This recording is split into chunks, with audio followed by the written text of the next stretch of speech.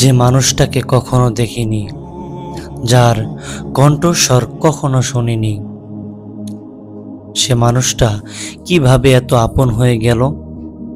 যার সান্নিধ্যে বসার সৌভাগ্য কখনো হয়নি, যার কাঁধে কাঁধ মিলিয়ে যুদ্ধের ময়দানে কখনো লড়াই করার সৌভাগ্য হয়নি, যার হাতে হাত রেখে মুসাফাহা করা আনন্দটা কখনো উপভোগ করতে পারিনি,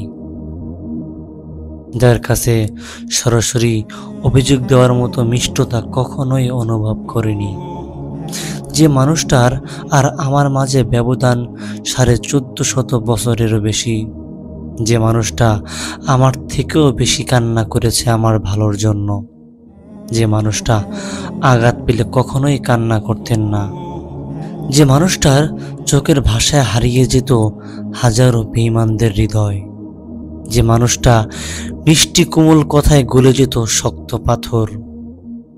তাদের কি করে বোঝাবো আপনাকে কেন এত ভালোবাসি ইয়া রাসূলুল্লাহ, কেন আপনার প্রতি এত টান অনুভব হয়?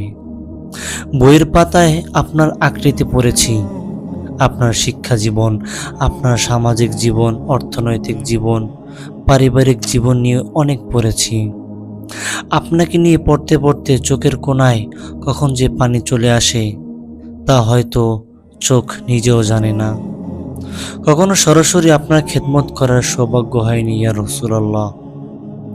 আপনার কষ্টের কথা বইয়ের পাতায় পড়েছি, আর বোবা প্রাণীর মতো কান্না করেছি।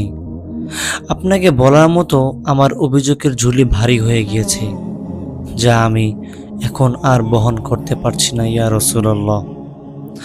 আপনি চলে যাওয়ার পর আমরা এক নষ্ট সমাজে বসবাস করছি, যা হয়তো কখনোই আপনার কাম্য ছিল না ইয়া রাসূলুল্লাহ। সেই তরবারির শাসন এখন আর নেই, এখন শুধু দুর্নীতি আর বেঈমানদের চালবাজিতে দুনিয়াটা ভরে গেছে। আজও আপনার সাথে সাক্ষাতের অপেক্ষায় অপেক্ষমান ইয়া রাসূলুল্লাহ।